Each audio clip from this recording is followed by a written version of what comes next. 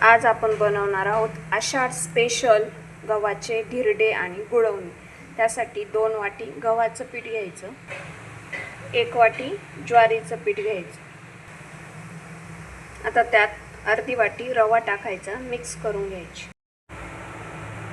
आता या बॅटर मध्ये थोडासा ओवा आणि मीठ टाकायचं, मिक्स करून घ्यायची।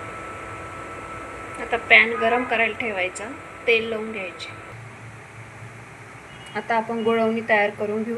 अर्धी वाटी गूळ घ्यायचा, 1 ग्लास पाणी टाकायचं, गूळ वितळेपर्यंत उकळून घ्यायचं।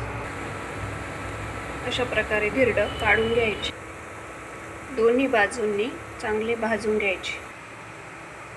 तयार आहे आपलं गव्हाचे पिठाचे धिरडे आणि गुळवणी। पावसाळ्यामध्ये खूप छान लागते, नक्की ट्राय करून बघा।